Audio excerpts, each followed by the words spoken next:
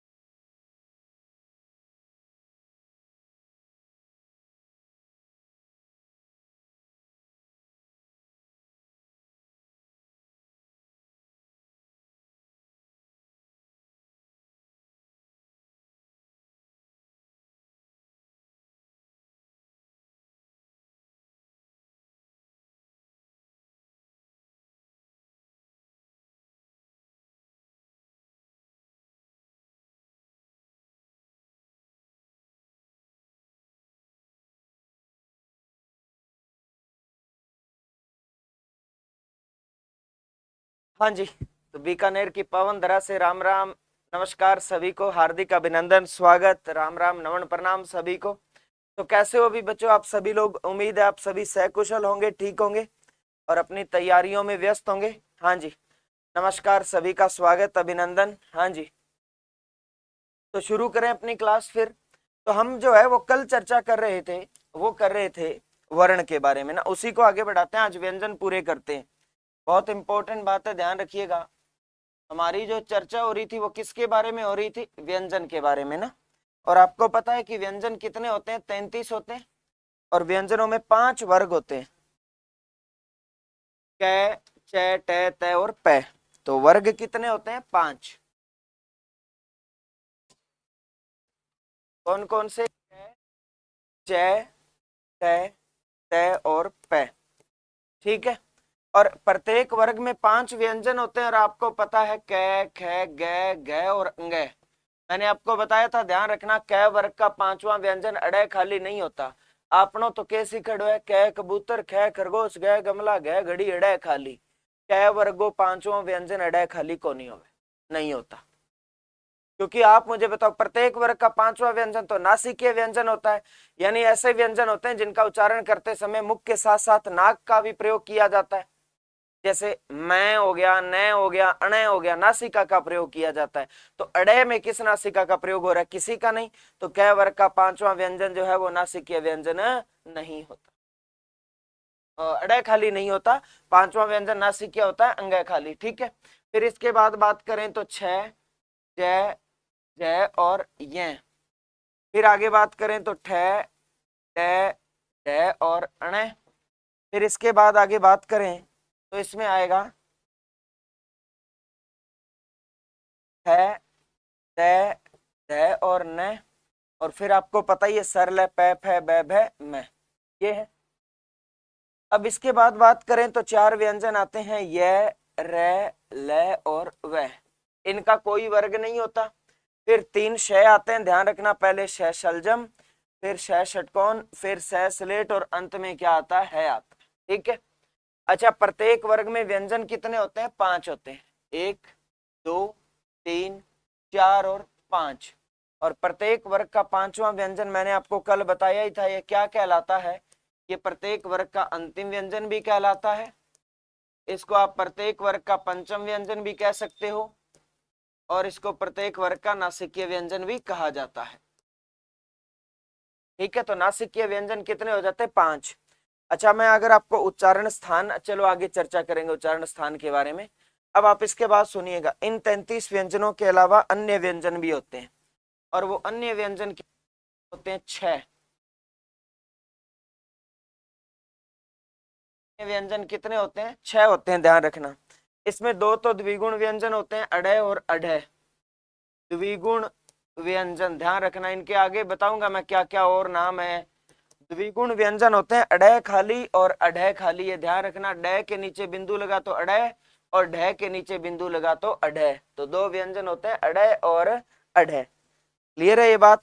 ठीक है, ये ध्यान रखना। टय वर्ग का तीसरा होता है डय, डय के नीचे बिंदु लग जाए अडय खाली वाला अडय बन जाता है। और ढय है, ढय के नीचे बिंदु लगे तो अढय खाली वाला अढय बन जाता है। हाँ रखना, अडय और अढय 2 अन्य व्यंजन होते हैं द्विगुण व्यंजन। ठीक है, हाँ इनको ताड़नजात व्यंजन भी कहते हैं, बिल्कुल सही है। हाँ जी, समझ आ रही है ना आपको बात? राधे राधे, नमस्कार, सभी का स्वागत, अभिनंदन। ठीक है, अब इसके बाद सुनना। अच्छा, आज क्यों कंजूसी कर रहे हो अभी वीडियो लाइक करने में? वीडियो को करो, ज्यादा से ज्यादा लाइक करो, जितना ज्यादा हो सकता है शेयर करो ताकि सभी तक पहुंच पाए ये। ठीक है, अब इसके बाद 4 होते हैं संयुक्त व्यंजन, ये भी ध्यान रखना। संयुक्त व्यंजन कितने होते हैं? 4 होते हैं। इनको शुंक्ताक्षर भी बोल देते हैं, शुंक्त ध्वनियां भी बोल देते हैं। और ये 4 कौन कौन से होते हैं? क्षय, त्रय, ज्ञ और श्रय। क्षय, त्रय, ज्ञ और श्रय, ये जैसे इनके नाम है वैसे ही निर्मित हुए, कोई इनमें ज्यादा मुश्किल बात नहीं है। देखिए, क्षय किससे बना है? आदे, कै और शय से, ये ध्यान रखना बस। ये 2 व्यंजनों से बने होते हैं, इसलिए इनको संयुक्त व्यंजन कहते हैं। और 2 व्यंजनों में पहला आधा होता है और दूसरा पूरा होता है, ये बात ध्यान रखिएगा। इसके बाद त्रय किससे बना है? आदे, तय और रै से। श्रय किससे बना है? आदे, शय और रै से। ज्ञ का ध्यान रखना, आपके अगर संयुक्त व्यंजनों का प्रश्न पूछा तो सबसे ज्यादा ज्ञ का पूछा जाता है। ये जैसा बोला जाता है वैसा नहीं बनता, यानी ज्ञ हमें लगता है आदे ग और य से बना होगा, लेकिन नहीं बना। ज्ञ किस? आदे, ज और य से बना, ये बात ध्यान रखना। आदे, ज और य से। इसलिए जो विद्वान विशुद्ध हिंदी का प्रयोग करते हैं वो इसको ज्ञ नहीं बोलते, वो इसको ज्य बोलते हैं, क्योंकि आदे, जय और य से बना है। ठीक है, इन 4 संयुक्त व्यंजनों के अलावा ध्यान रखना, संयुक्त व्यंजन पूछे तो कितने बताने हैं? 4 ही बताने हैं। लेकिन इन 4 संयुक्त व्यंजनों के अलावा एक अन्य संयुक्त व्यंजन होता है द्य। अभी बात करते हैं अन्य संयुक्त व्यंजन।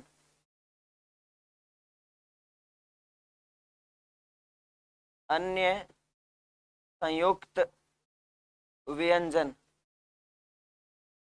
कौन सा होता है? द्य होता है, भी ध्यान रखना। और द्य किससे बना हुआ है? द्य बना हुआ है आदे, द और य से। आदे, द और य से बना हुआ है, ये बात ध्यान रखिएगा आप। ठीक, ये सारी बातें आपके संधि में काम आएगी। जैसे उदाहरण की बात करूं तो जैसे मैं शब्द लिख दूं ये वाला, इस शब्द को आप ही बोल के बताओ मुझे कि आप क्या बोलते हो।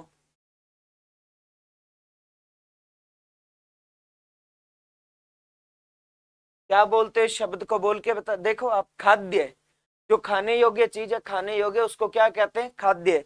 अब आप मुझे बताओ देह किससे बना? आदे, द और ये से। इसलिए ध्यान देना, खाद्य शब्द को ऐसे भी लिखा जाता है, देह को तोड़ के आदे, द और ये के रूप में लिख दिया, खाद्य। स्पष्ट है ये बात? तो ये छोटी छोटी बातें अपने को ध्यान रखनी है। ठीक है, हाँ जी, स्पष्ट पता चल रहा है ना? खाद्य शब्द नहीं दिख रहा क्या? यहाँ लिख रहा हूं, ये देखो, आप देह को तोड़ के लिखा तो आदे, द और ये में, तो खाद्य शब्द ये रहा आपके सामने। तो ये सारी की सारी बातें हमारी किसके बारे में? संयुक्त व्यंजनों के बारे में। लेकिन अगर कोई कहे कि संयुक्त व्यंजन कितने होते हैं, तो संयुक्ताक्षर कितने होते हैं, संयुक्त ध्वनियां कितनी होती है, तो 4 ही उत्तर देना है, 5वां नहीं बताना। इसको अब तक मान्यता नहीं मिली है। ठीक है,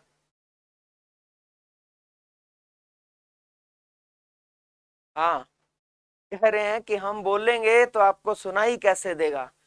तो उच्चारण करके देखोगे तो मेरी बात जो मैं आप तक पहुंचाना चाहता हूं वो तो कम से कम पहुंच ही जाएगी ना, आप समझे? जैसे मैंने इसको बोला खाद्य, आप भी क्या बोलते हो? जैसे खाद्य पदार्थ, तो खाद्य बोलते हो, बोलते हो तो इसको इस प्रकार लिखा जाता है।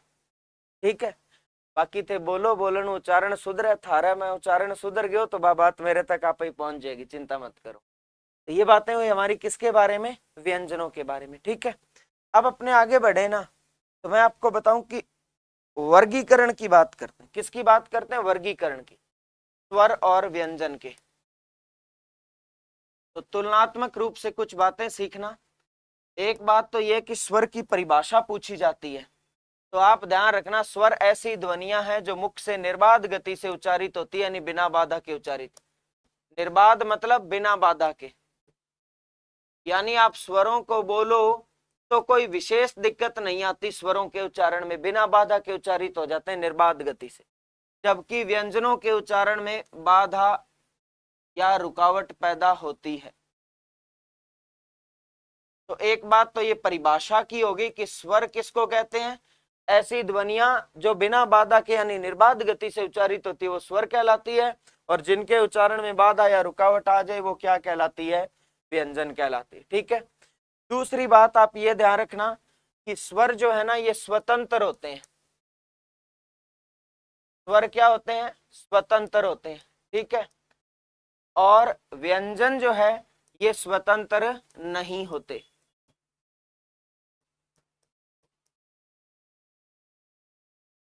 ये बात आप ध्यान रखिएगा, क्योंकि देखो जब आप स्वरों को बोलो और लिखो ना, तो स्वरों को बोलने में बारी इकाई व्यंजन की कभी कोई सहायता नहीं ली जाती।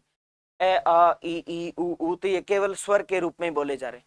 इनको बनाओ अगर कि आ किससे बना, तो ए प्लस है यानी स्वरों से ही बना है। तो स्वरों के निर्माण में, स्वरों को बोलने में कभी भी व्यंजन की सहायता नहीं ली जाती। तो ये अपने खुद के बलबूते बोले और लिखे जाते हैं, बने हैं, तो ये क्या होते हैं, स्वतंत्र। व्यंजनों को बोलने और लिखने में स्वर की सहायता ली जाती, इसलिए व्यंजन स्वतंत्र नहीं होते। क्योंकि जैसे आपने बोला का व्यंजन बोला का, तो अंत में किसकी ध्वनि आ रही है, आ की। तो का व्यंजन को बोलने के लिए आ स्वर की सहायता लेनी पड़ी। अब बिना आ के का नहीं बोल सकते, बोल सकते तो बोलो, बोल के ट्राई कर लेना। बिना आ के का नहीं, का की कु, तो इनके अंत में ई की ऊ की जो ध्वनि आ रही है वो स्वर की ध्वनि है। तो व्यंजनों को जो है वो किसकी सहायता लेनी पड़ती है, स्वरों की। तो जब इसने बारी का स्वर की सहायता ले ली तो इसका मतलब व्यंजन स्वतंत्र नहीं होते। स्पष्ट है ये बात। अब इसके बाद अपने आगे बात करें तो बात आती है इनके वर्गीकरण की। ठीक है। अगर वर्गीकरण की बात करें तो सबसे पहले बात करते हैं किसकी, स्वर की। ठीक है। अब स्वरों के वर्गीकरण में ध्यान रखना, पहला जो प्रकार आता है वो आता है उच्चारण काल के आधार पर स्वर। क्या आता है, उच्चारण काल कह दे या मात्रा काल कह दे, एक ही बात है। उच्चारण काल या मात्रा काल के आधार पर स्वर के कितने भेद होते हैं, दो भेद होते हैं। कितने भेद होते हैं, दो। ठीक है। नंबर एक होता है ह्रस्व या लघु स्वर, ये मैंने आपको बता ही दिया था। और दूसरा होता है, वो होता है दीर्घ या गुरु स्वर।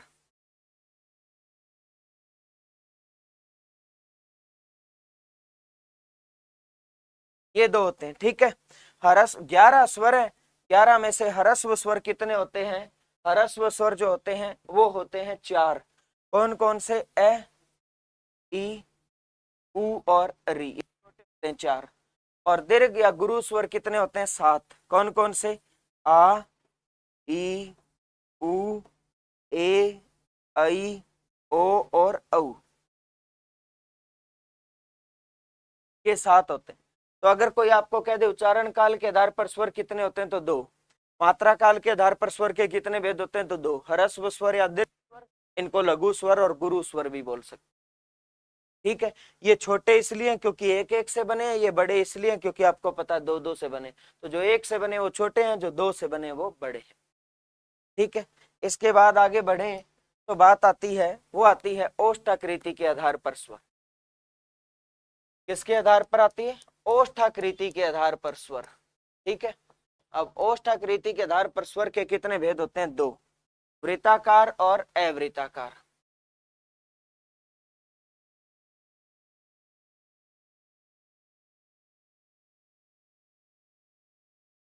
देखो ओष्ठ प्लस आकृति का मतलब, ओष्ठ का मतलब होंठ, आकृति का मतलब आकार। तो होंठ जो आकार ग्रहण करते हैं उसके आधार पर स्वर छांटने हमें। तो अब आप मुझे बताओ, कुछ स्वर ऐसे होते हैं जिनको बोलने में होंठ जो है वो गोल हो जाते हैं, गोल यानी वृत्ताकार हो जाते हैं, वृत्त जैसा आकार ले लेते हैं, तो वो वृत्ताकार स्वर हो जाएंगे, और बाकी अवृत्ताकार। मैं बोल के बता देता हूं, आप खुद ही पहचान लेना। ए आ ई उ ऊ में होंठ क्या हो गए? गोल। फिर इसके बाद री, ए आई ओ औ में भी होंठ क्या हो गए? गोल। तो उ ओ औ ये जो चार होते हैं ये क्या होते हैं? वृत्ताकार स्वर होते हैं। ओ और औ ये चार जो हैं ये हमारे क्या होते हैं? वृत्ताकार। बाकी बचे हुए सब अवृत्ताकार होते हैं, इनमें कोई वृत्त जैसा आकार नहीं बनता होंठों का। ए और आई ये कितने हो गए? 7। क्लियर है ये बात? ठीक है। इसके बाद अपने आगे बढ़े तो बात आती है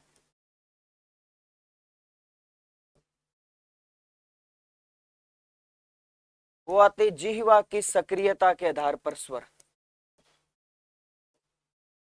जिह्वा की सक्रियता के आधार पर स्वर।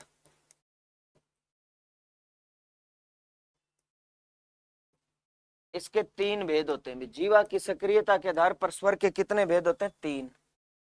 आ देखो, आ थारी लंबी जीभ है, विशेष रूप छोरियांगी। अगर किसी स्वर को बोलते समय ये जीभ जो है ये मुख्य स्थिति से, यानी जहां नीचे तालू में पड़ी रहती है उससे थोड़ा आगे खिसक जाए, तो आगे खिसक जाए तो वो क्या हो जाते हैं? अग्र स्वर हो जाते हैं। ठीक है। अगर ये मध्य में ही रहे, मध्य स्वर, अगर मुख्य स्थिति से थोड़ी पीछे खिसक जाए तो वो क्या कहलाते हैं? पश्च स्वर कहलाते हैं। ठीक है। जी बनी अब कमेंट में बाहर काट के कौन राखनी, बहुत दांत निकाल ले। अब समझो, काम की बात है, पेपर में पूछेगो। तो इसके कितने भेद होते हैं? 3। मुख्य स्थिति से आगे खिसक गई तो कौन से स्वर? अग्र स्वर। अगर बीच में ही पड़ी रही तो कौन से स्वर हो जाएंगे? मध्य स्वर। ठीक है। और अगर मुख्य स्थिति से थोड़ा पीछे खिसक गई तो वो क्या हो जाएंगे? पश्च स्वर हो जाएंगे। ठीक है। अब इसके बाद अपने बात करें आगे तो सुनिएगा, सबसे इंपॉर्टेंट है मध्य स्वर। मध्य स्वर एक ही होता है, कौन सा? ए। ये सबसे महत्वपूर्ण है। परीक्षा में जब जब पूछा जाता है तो इसी का पूछा जाता है, ये बात ध्यान रखना आप, ये महत्वपूर्ण है। मध्य स्वर एक ही होता है, कौन सा? ए। ठीक है। अगर अपने बात करें तो आप ध्यान रखना, ये जिनमें ना होंठ जो है वृत्त के आकार के हो जाते हैं ना, उ ओ औ, इनका इनके अंदर होंठ वृत्ताकार होते हैं ना, तो आपकी जीभ जो है वो पीछे खिसकती है। आप बोल के देखना, जैसे एक तो बोलो आप ए में जीभ कहीं नहीं जाती, बीच में पड़ी रहती है। लेकिन जैसे ए के बाद बोलो आप उ ओ औ, ए उ ओ औ, तो जीभ गोल होके गले की तरफ चली जाएगी, यानी पीछे खिसक जाएगी। तो ये उ ओ औ जो है ये 4 पश्च स्वर होते हैं। उ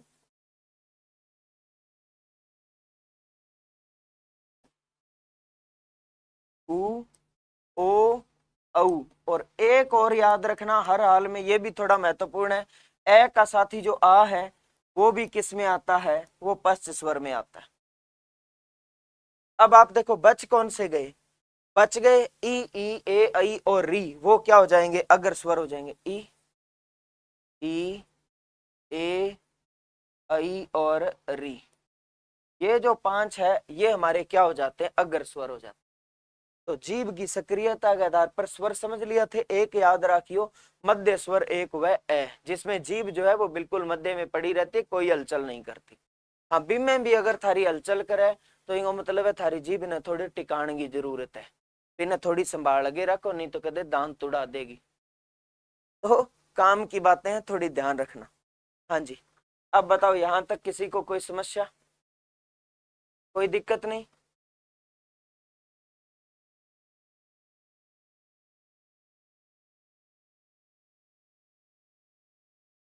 हाँ, दिमाग में तो थार क्लियर ही रहेगो, मन पतो ही है। दिमाग तो बंग अंदर जो है वो चीज टिकाऊ तो वहां होती है जहां दिमाग होता है। दिमाग है ही को नहीं तो क्लियर ही रहेगा, ऊपर तो डब्बो खाली है।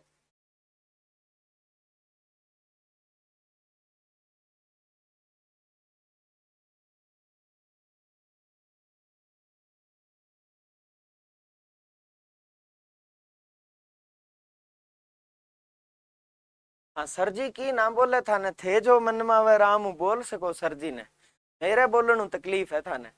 अब सुनो, इसके बाद आगे सुनना आराम से बात। ये हो गए हमारे। इसके बाद आगे एक भेद आता है स्वरों का, वो आता है रचना या बनावट के आधार पर स्वर।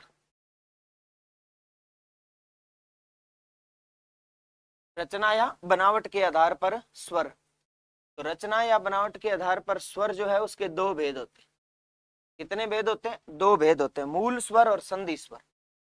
कौन से दो भेद होते हैं? मूल स्वर और संधि स्वर।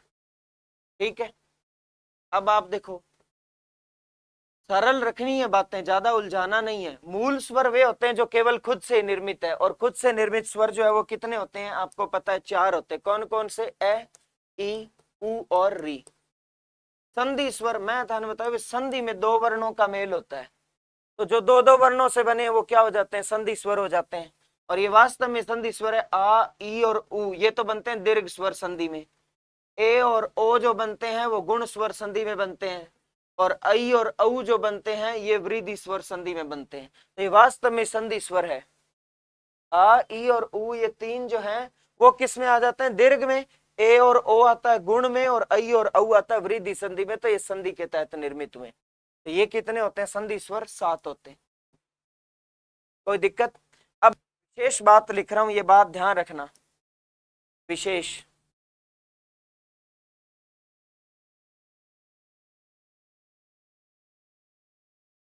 हिंदी में मूल स्वरों की संख्या है।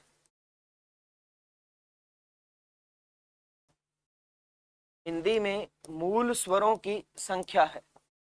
एक प्रश्न है आपको, अगर ये प्रश्न आए तो इसके दो उत्तर हैं, दोनों कैसे उत्तर देने सुनिएगा। मैं ऑप्शन भी बना देता हूं। विकल्प ए जो है वो आया 4, बी आ गया 7, सी आ गया 11 और डी आ गया 3। 4 विकल्प है, 4, 7, 11 और 3। तो बताओ हिंदी में मूल स्वर कितने होते हैं? किसी ने उत्तर दिया 11 और किसी ने दिया 4। अब एक बात ध्यान रखना, यहाँ 11 भी विकल्प में लिखा है मैंने और 4 भी विकल्प में लिखा है, इसका उत्तर मान्य होगा 4। ये बात ध्यान रखना, 11 भी होते हैं, लेकिन जब आप वर्गीकरण करो तो वास्तव में मूल स्वर कितने होते हैं? 4 ही होते हैं, ए, ई, उ और री। और यही प्रश्न वापस फिर पूछे आपसे, और ऑप्शन इस प्रकार बनाए कि 11 आपको विकल्प में ही न दे। इसके ऑप्शन बना दे 3 और दूसरा बना दे 5। ठीक है, और सी बना दे 11 और डी आपका जो विकल्प है वो बना दे 7। ये इस प्रकार बना दे। अब इसने 4 ऑप्शन में ही नहीं दिया। 4 क्या नहीं दिया? ऑप्शन में, कोई विकल्प में ही नहीं दिया। सिलेबस चेंज हो गया क्या न्यू जिले बनने से? अभी तक पीयूष जी ऐसा कोई भी जो है वो प्रावधान लागू नहीं है कि आपकी जो नई भर्तियां हैं वो नए जिलों के जो वर्गीकरण हुआ है उसके आधार पर आएगी ज्योग्राफी। तो ऐसा कुछ नहीं है। जब तक जो है वो विभाग या राज्य सरकार जो है वो क्लैरिफाई नहीं कर देती, स्पष्टीकरण नहीं दे देती कि जो नवीन भर्तियां हैं या आगामी जो भर्तियां हैं उनमें नए जिलों के अनुसार ज्योग्राफी भूगोल आएगी या उनके पुराने पैटर्न पे ही आएगी, तो वो स्पष्ट हो जाएगा। अभी तक ऐसा कोई प्रावधान नहीं है कि नए के अकॉर्डिंग आएगी। तो आप एक बार जो है वो माथापच्ची मत करिए। अब आप सुनो, अब इसने यही सेम प्रश्न दोबारा पूछा कि हिंदी में मूल स्वरों की संख्या 3, 5, 11 और 7। अब इसने 4 विकल्प में ही नहीं दिया, तो अब इसका उत्तर क्या हो जाएगा? 11 हो जाएगा। ये बात ध्यान रखिएगा, बस इतनी सी बात है। तो हिंदी में अगर मूल स्वर पूछे ना, ये पूछे मूल स्वर, तो पहला विकल्प क्या बताना? नंबर 1 तो किसको प्रधानता देनी है? 4 को। किसको देनी है? 4 को पहले तो। ठीक है, और अगर 4 विकल्प में नहीं हो, तो 4 विकल्प में नहीं हो तो आप किसको प्रायोरिटी दे सकते हो? फिर 11 को दे सकते हो। बस इतनी सी बात ध्यान रखनी। कोई किंतु परंतु नहीं, कोई दिक्कत नहीं, बढ़े आगे। ठीक है, इसके बाद जो है अपने आगे बात करें तो बात आती है वो ये है कि एक आते हैं उत्पत्ति या व्युत्पत्ति के आधार पर स्वर। उत्पत्ति या व्युत्पत्ति के आधार पर स्वर, इसके 3 प्रकार होते हैं भी। उत्पत्ति या व्युत्पत्ति के आधार पर स्वर के कितने प्रकार होते हैं? 3 प्रकार होते हैं। ठीक है, वो 3 प्रकार कौन से होते हैं सुनना। वो होते हैं ह्रस्व, दीर्घ और संयुक्त। ह्रस्व, दीर्घ और संयुक्त स्वर। ठीक है, ह्रस्व स्वर, दीर्घ स्वर और संयुक्त स्वर। ठीक है, आसान है, कोई मुद्दा नहीं है, आप समझो, आराम से समझ आएगी बात आपको। ठीक है, अब आप सुनो, ह्रस्व स्वर आपको पता है ये कितने होते हैं? 4 होते हैं, ए, ई, उ और री। कितने होते हैं? 4 होते हैं। ठीक है, इसके बाद अपने दीर्घ स्वरों की बात करें तो दीर्घ स्वर है ना, मैंने अभी अभी बताया था आपको, पीछे मैंने कहा था ये देखना, ये आ, ई और उ संधि स्वर है, ये दीर्घ स्वर संधि में बनते हैं। तो उत्पत्ति या व्युत्पत्ति के आधार पर दीर्घ स्वर 3 ही माने जाते हैं। कौन से? आ, ई और उ, दीर्घ स्वर। कारण सुनना आप आराम से, इनका वर्गीकरण ऐसे क्यों हुआ है। इसकी अगर आपसे कोई पहचान पूछे तो यह है 2 समान स्वरों से निर्मित स्वर। तो समान स्वरों से निर्मित स्वर।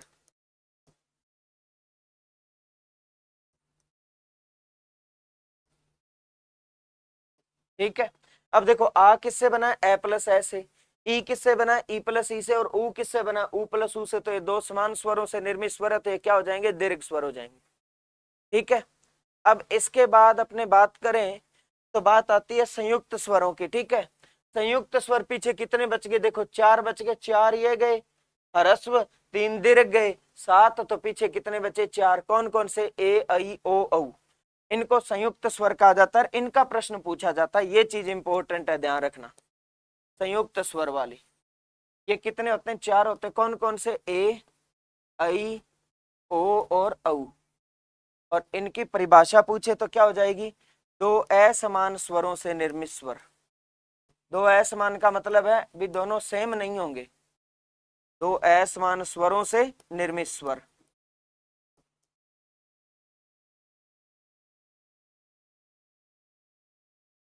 स्पष्ट है ये बात? ठीक है, अब 2 असमान से कैसे होते हैं, अब आप सुनना। ए बना है ए और ई से, तो ए अलग है, ई अलग है, दोनों अलग अलग है, सेम नहीं है। आई बना है ए प्लस ए से, ओ बना है ए प्लस ऊ से, और औ बना है ए प्लस ओ से। तो 2 असमान स्वरों से निर्मित स्वर है, तो ये क्या होते हैं? संयुक्त स्वर होते हैं। क्लियर है ये बात? कोई दिक्कत?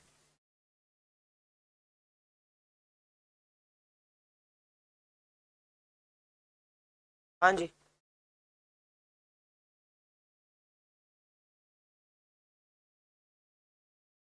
कोई एक बच्चे पूछ रहे हैं भी प्लुत स्वर भी होता है, सुनिए आप आराम से। अगर किसी ने पूछा तो मैं बता देता हूँ प्लुत स्वर। अब आप सुनना, उच्चारण काल के आधार पर संस्कृत में स्वरों के 3 भेद होते हैं। ह्रस्व स्वर होता है, दीर्घ स्वर होता है, तीसरा होता है प्लुत स्वर। पर एक बात सुनना आप आराम से, प्लुत वास्तव में कोई स्वर नहीं होता, प्लुत ध्वनि होती है, आवाज। यदि आप देखो कम समय में बोलो तो ह्रस्व, ह्रस्व से दुगना समय लगे तो दीर्घ, और ह्रस्व से 3 गुना समय यदि किसी ध्वनि को बोलने में लग जाए, किसी ध्वनि को बोलने में ह्रस्व से 3 गुना समय लग जाए, तो ऐसी ध्वनियों को क्या कहा जाता है? प्लुत स्वर कहा जाता है। ये बात है इतनी सी। और आपको मैं बता दूं कि ध्वनियों का प्रयोग जो है, या तो जब हम मंत्र का उच्चारण करते हैं मंत्रोच्चार में, या दूर स्थित किसी व्यक्ति को आवाज देने में प्लुत ध्वनियों का प्रयोग किया जाता है। जैसे आप देखो, इसका एकमात्र उदाहरण मिलता है परीक्षा में, अगर कभी पूछ भी ले कि निम्न में से प्लुत स्वर का उदाहरण चुनो, तो वो क्या है? ओम, ये शब्द है। तो बस एक इसका ध्यान रखना आप, ठीक है? क्योंकि आप देखो, जब मंत्र में उच्चारण करते हो तो सीधा नहीं बोलते ओम, आप जब हवन वगैरह करते हो तो ओम स्वाहा, तो ओम, इस ध्वनि को आपने लंबा खींच दिया, यानी ह्रस्व से 3 गुना समय ले लिया, तो यही ध्वनि क्या बन जाएगी? प्लुत स्वर बन जाएगी। दूर स्थित व्यक्ति को आवाज देने के लिए भी प्लुत स्वरों का प्रयोग किया जाता है, लेकिन ये बात सिर्फ व्यवहार में समझ सकते हो, लिखित रूप में इस बात को नहीं समझ। जैसे दूर कोई व्यक्ति खड़ा है तो अपने ये सीधा नहीं कहते राम, अपने राम, तो लंबा ध्वनि को खींच दिया, वो क्या कहला जाती है? वो प्लुत स्वर कहलाते हैं। अब बताओ कोई दिक्कत?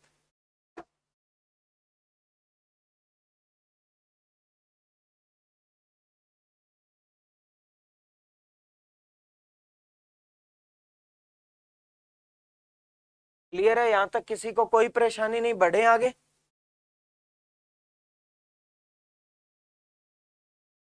तो स्वरों का वर्गीकरण कर लिया आपने। अब एक बात ध्यान रखना, 11 स्वरों के अलावा मैंने आपको बताया था कि भी 3 अन्य स्वर भी होते हैं, ये भी ध्यान रखना, ठीक है। विशेष लगा के मैं लिख देता हूं। वो क्या है बात, वो ये है कि 11 स्वरों के अतिरिक्त 3 अन्य स्वर भी होते हैं। वो भी बता देता हूं कौन कौन से।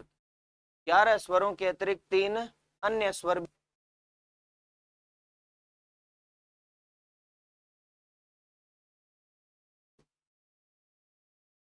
ठीक है, अब 11 के अलावा 3 अन्य कौन से होते हैं वो सुनना। वो 2 तो होते हैं अयोग वह स्वर,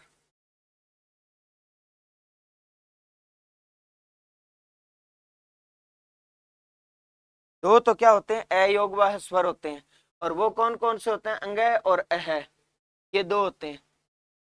जैसे अपने ना 12 खड़ी बोलते हैं, क का की कु कु के कई को कऊ कंग कह, तो कंग और कह में क्या जुड़े होते थे, अंग और अह स्वर जुड़े होते थे। तो 2 तो ये होते हैं। और एक होता है आगत स्वर। क्या होता है, आगत स्वर होता है। आगत स्वर होता है ओ। आगत स्वर कौन सा होगा, ओ। इसको आगत पता है क्यों बोलते हैं, आगत का अर्थ होता है आया हुआ। और ये पता है ओ कहां से आया हुआ है, क्या आया हुआ है, अंग्रेजी भाषा से। कहां से आया है, अंग्रेजी से आया है। और अंग्रेजी के शब्दों में ही प्रयोग होता है।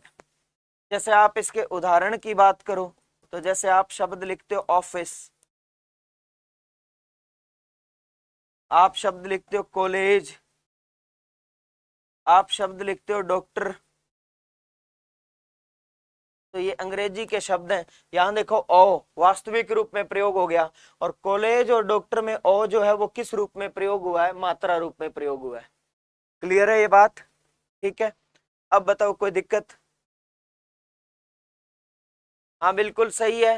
अयोग व इनको इसलिए कहते हैं क्योंकि ये जो है गुणवत्ता ये होती है कि वो केवल जो है वो स्वरों से ही बने होते हैं, स्वर के रूप में बोले जाते हैं। लेकिन इनमें कहीं ना कहीं व्यंजन का उच्चारण आ जाता है। तो स्वर है दोनों में, लेकिन अंग और अह है और ग वो क्या हो जाते हैं, व्यंजन का उच्चारण हो जाता है। तो सही योग से नहीं बने, इसलिए अयोग व स्वर बोल देते हैं इनको। बताओ यहाँ कोई दिक्कत। अब आप देखो ये तीनों अंग्रेजी के शब्द हैं जिनमें अ का प्रयोग है। ऑफिस हिंदी या संस्कृत में कहते हैं कार्यालय, कॉलेज इसको कहा जाता है महाविद्यालय, और डॉक्टर इसको कहते हैं चिकित्सक। ये तीनों अंग्रेजी के शब्द है, तो इनमें प्रयोग हो गया। अब इसके बाद अपने आगे बात करें व्यंजनों की, ठीक है। तो मैंने आपको बताया था व्यंजन जो है वो कितने होते हैं, 33 होते हैं ना, ठीक है। अब सुनिएगा आप आराम से। व्यंजनों को मुख्य रूप से 3 भागों में बांटा गया है, ये बात ध्यान रखना। वर्गीकरण नाम नहीं लिख रहा। अगर पूछे व्यंजनों को कितने भागों में बांटा गया है, तो बता देना कितने भागों में बांटा गया है जी, 3 भागों में बांटा गया। क्लियर है। वर्गीकरण नाम नहीं आया। अगर ये पूछेगा ना व्यंजनों का वर्गीकरण कितने भागों में किया जाता है, तो 2 ही भागों में किया जाता है, वो आगे बताऊंगा। मोटे तौर पर व्यंजनों को मुख्य तौर पर कितने भागों में बांटा गया है, 3 भागों में बांटा गया है। नंबर 1 होते हैं स्पर्श व्यंजन, नंबर 2 होते हैं अंतस्थ व्यंजन,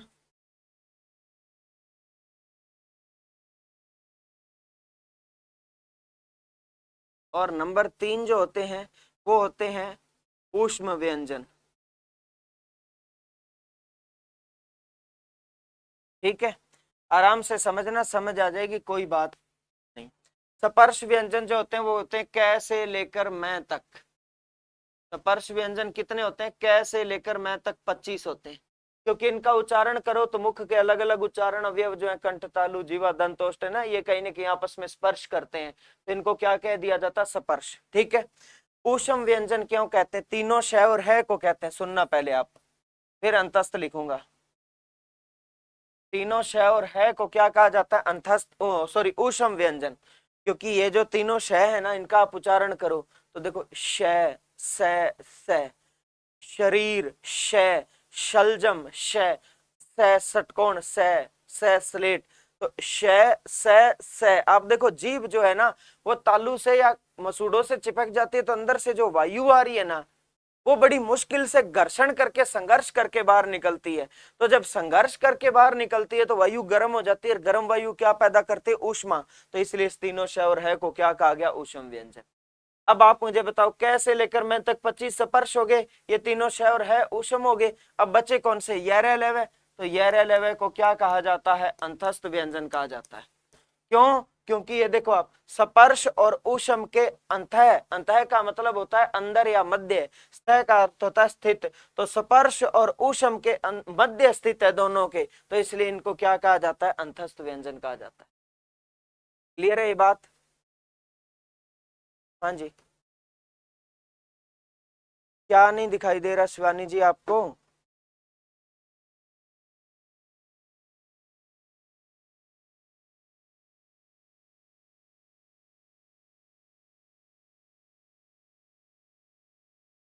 हाँ हाँ सुनन लाग रहा सर जी। आप ये मत कहो सर जी सुनो थे, यहाँ बोले करो सर जी देखो, क्योंकि मैं कमेंट पढ़ने लाग रहा हूँ, सुनन कौन लाग रहे हो। हाँ हाँ बताओ बताओ क्या दिक्कत आ गई? हाँ मैं ऐप पर क्लास ले रहा हूँ, बिल्कुल ले रहा हूँ।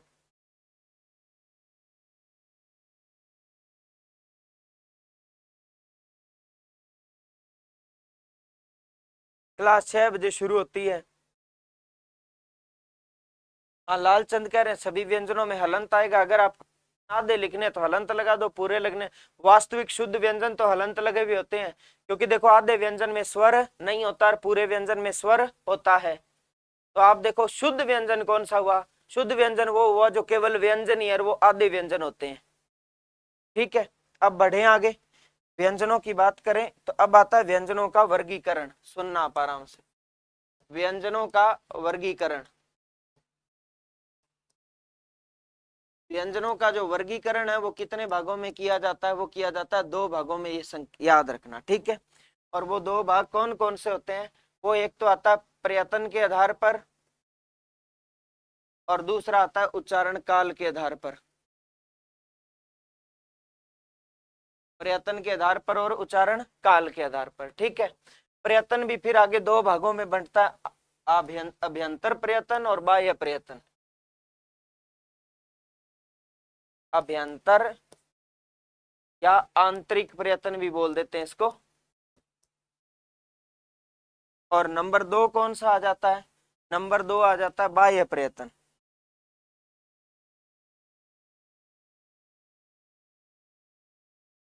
ठीक है, और पहला क्या आ जाता है? अभ्यंतर या आंतरिक प्रयत्न। ठीक है, और दूसरा इधर क्या आ गया? उच्चारण काल के आधार पर। ठीक है, फिर इस अभ्यंतर प्रयत्न को बांटे ना, तो अभ्यंतर प्रयत्न के आगे कितने भेद होते हैं? इसके अब होते हैं 8 भेद, और ये बड़े ही सिंपल है, इनको भेदों को देखकर डरना नहीं है। और बाह्य प्रयत्न फिर आगे 2 भागों में बंटेगा। बाह्य प्रयत्न किन 2 भागों में बंटेगा? ये बंटेगा एक तो नाद या कंपन के आधार पर, और दूसरा जो बंटेगा ये बंटेगा प्राणवायु के आधार पर। ठीक है, फिर नाद या कंपन के आधार पर 2 भेद होते हैं, अघोष और सघोष। ये कोई चार्ट आपसे पूछेगा नहीं, ये सारणी, मैं तो बस आपको समझ आ जाए इसलिए बता रहा हूँ। प्राणवायु या श्वास वायु भी आगे 2 भागों में बंटेगा, अलप प्राण और महाप्राण।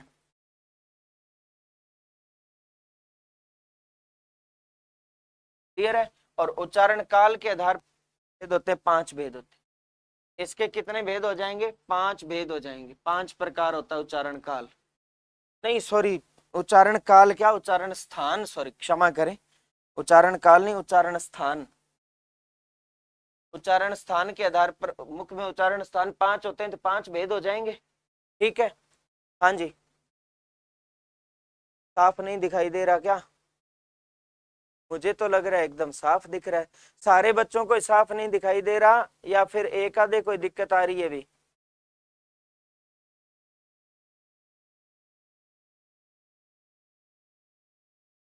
हाँ, जय श्री कृष्णा, नमस्कार। हाँ बाकियों को तो दिखाई दे रहा है। ठीक है, अब आप सुनना, अब अपने पहले बात करते हैं, ये जो अभ्यंतर या आंतरिक प्रयत्न के आधार पर 8 भेद होते हैं ना, ये करवाता हूँ, एक ही चार्ट से करते हैं और बड़े सरल हैं। अपने बात करते हैं अभ्यंतर प्रयत्न के आधार पर ना।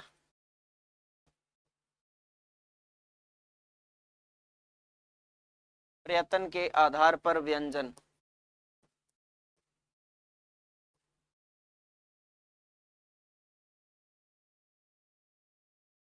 कितने भेद होते हैं? 8 भेद होते हैं। ठीक है, पहले मैं वो व्यंजन लिख देता हूं, अब आप सुनो। कै, कै, कै, गै और गै। फिर च, छ, जै, जै और यै। फिर ट, ठ, ड, ढ और अण। फिर त, थ, द, द और न। फिर प, फ, ब, भ और म। फिर य, र, ल और व। फिर श, श, स और ह। ये 33 व्यंजन होते हैं ना। अब बताओ एक बार, इनमें कोई दिक्कत? लिख दिए मैंने, ठीक है। हाँ जी, अब अपने बात करते हैं तो बात आती है ये कि इनमें पहला भेद कौन सा होता है, सुनिए। तो पहला भेद आ जाएगा नासिकीय व्यंजन। आपको पता है कै, में क्या होते हैं? नासिकीय व्यंजन। और नासिकीय व्यंजन कितने हो गए? 5 हो गए। अब आप मुझे बताओ 25 में से 5 कैसे लेकर मैं तक की बात हो रही है, ये तीनों शय और है को छोड़ दो आप। कैसे लेकर मैं तक के 25 थे, 25 में से 5 गए, कितने बच गए? 20। 20 में से ये जो 4 होते हैं ना, च, छ, ज और ज, ठीक है, इनमें स्पर्श तो होता ही होता है, और स्पर्श के साथ इनमें क्या होता है? संघर्ष भी होता है। तो इसलिए इनको क्या बोलते हैं? स्पर्श संघर्षी व्यंजन बोलते हैं। और ये कितने होते हैं? कारण सुनो इसका। कारण ये, जैसे आप नॉर्मल बोलो ना, कै, ख, ग, ग, ट, ठ, ड, ड, त, थ, द, द, लेकिन इनको बोलो च, छ, ज, झ, च, छ, ज, झ, तो इनमें थोड़ा सा स्पर्श संघर्ष आ रहा है, तो इनको क्या बोल दिया? स्पर्श संघर्षी व्यंजन।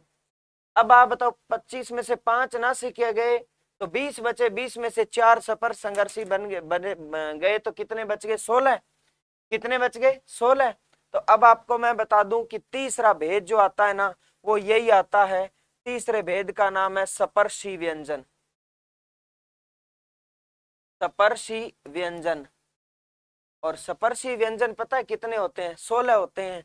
जो बच गए वो कौन कौन? फिर एक काम की बात भी बताऊंगा, पहले ये सुनना आप। ये कौन कौन से होते हैं? कै, छ, ग और ग, च, छ, ज और सॉरी च, छ, ज, ज ना, वो तो स्पर्श संघर्षी में। कै आ गया। फिर ट, ठ, ड, ड, ट, ठ, ड और ड, त, थ, द और ध, और प, फ, ब और भ। ये कितने होते हैं? ये होते हैं 16। ये बात ध्यान। अब दो बातें हैं, आप सुनना आराम से। मैंने ये देखो यहां लिखा हुआ है स्पर्श व्यंजन। अब तक केवल शब्द था स्पर्श। अगर स्पर्श व्यंजन पूछे तो कितने? 25। लेकिन आगे जाकर आप स्पर्श में ई प्रत्यय जोड़ दो, शब्द क्या बन गया? स्पर्शी। स्पर्शी तक आते आते कितने रह गए? 16 ही रह गए। तो स्पर्श व्यंजन पूछे तो 25 और स्पर्शी व्यंजन पूछे तो 16। ठीक है, इसके बाद अपने आगे बात करें तो बात आती है, देखो पै फे बे मैं तक पूरे हो गए ना। इसके बाद बचता है एक रे। ठीक है, रे को अपने कहेंगे कंपित व्यंजन। रे को क्या कहेंगे? प्रकंपित व्यंजन कहेंगे। मैं नाम लिख देता हूं इसका। 3 भेद हो गए ना। चौथा भेद क्या आएगा? प्रकंपित व्यंजन। प्रकंपित एक ही होता है, कौन सा? रे। ठीक है, एक ही। अब कैसे? आप कोई भी व्यंजन बोल लो, कंपन एक रे में होगा। क, ख, ग, ग, च, छ, ज, ज, ट, ठ, ड, ड, ये रे, ले, वे, रे। तो रे में जीभ जो है वो कंपन करती है टकरा के, तो इसलिए इसको प्रकंपित व्यंजन बोल दिया। फिर इसके बाद अपने बात करते हैं लय की। तो लय का नाम होता है, वो होता है पार्श्विक व्यंजन। क्या नाम होता है? पार्श्विक व्यंजन। एक ही होता है, कौन सा? लय। इसको पार्श्विक क्यों कहते हैं? क्योंकि पार्श्व का अर्थ होता है बगल। तो ले जब आप बोलते हो ना तो आपकी जीभ जो है वो दांतों से चिपक जाती है, ले। तो जीभ दांतों से चिपकी तो अंदर से जो वायु आ रही है वो रुक गई, क्योंकि जीभ दांतों से चिपक ली तो उसने मार्ग रोक लिया वायु का। तो वायु जो है वो जीभ के दोनों बगल, दोनों किनारों से बाहर निकलती है, इसलिए लय को क्या बोल देते हैं, पार्श्विक व्यंजन, क्योंकि पार्श्व का अर्थ होता है बगल। ठीक है, अब इसके बाद अपने बात करें तो क्या बच गए, यह और वह बच गए। क्या बच गए, यह और वह। तो मैं आपको बता दूं, छठा भेद होता है संघर्षहीन व्यंजन, या इनको अर्ध स्वर व्यंजन भी बोल देते हैं, संघर्षहीन या अर्ध व्यंजन। ठीक है, ये दो होते हैं, कौन कौन से, यह और वह। क्योंकि यह और वह जो है ये हैं तो व्यंजन, लेकिन बने स्वरों से है, और आपको पता है स्वरों के उच्चारण में बाधा है, संघर्ष नहीं होता ना, तो संघर्षहीन यानी संघर्ष के बिना बोले जाते हैं, क्योंकि स्वरों से बने। अर्ध स्वर इसलिए बोले क्योंकि है तो व्यंजन, लेकिन बने हुए किससे, स्वरों से, तो आधा भाग स्वर हो गए ना, तो अर्ध स्वर हो गए। यह बना ई प्लस ऐसे और वह बना उ प्लस ऐसे, तो इसलिए इनको अर्ध स्वर बोल देते हैं। अब बताओ, तीनों श और है बच गए ना, तो तीनों श और है को जो है, इनका नाम सुन लो आप, क्या कहेंगे अपने इनको, इनको कहेंगे संघर्षी व्यंजन।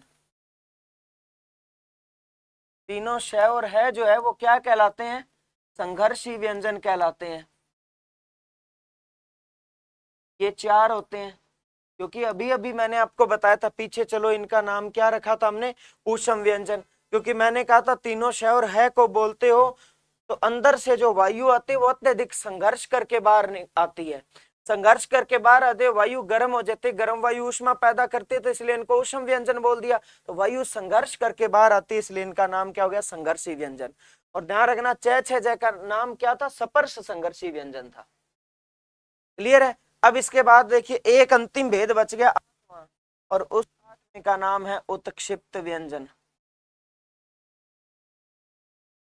उत्क्षिप्त या ताड़नजात व्यंजन, उत्क्षिप्त या ताड़नजात व्यंजन। और ये दो होते हैं, कौन कौन से, अडय और अढय। देखो इनके ये नाम क्यों हैं, उत और क्षिप्त से बना, उत का अर्थ होता है ऊपर, क्षिप्त का अर्थ होता है फेंकना। तो अडय और अढय को जब हम बोलते हैं ना, तो आपकी जीभ ऊपर उठेगी और एक झटके से ध्वनि व वायु को बाहर फेंक देगी, अडय अढय, जीभ ऊपर उठी, अडय अढय, और एक झटके से ध्वनि व वायु को बाहर फेंक दिया, तो इसलिए इनको क्या कह दिया, उत्क्षिप्त व्यंजन।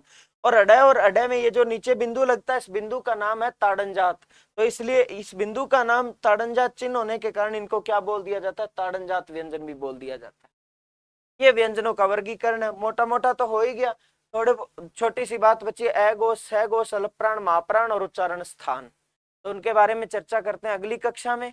तो अब मैं पीसी रोज आपसे इजाजत चाहता हूं, आप पढ़ते रहिए, मुस्कुराते रहिए। जय हिंद, नमस्कार।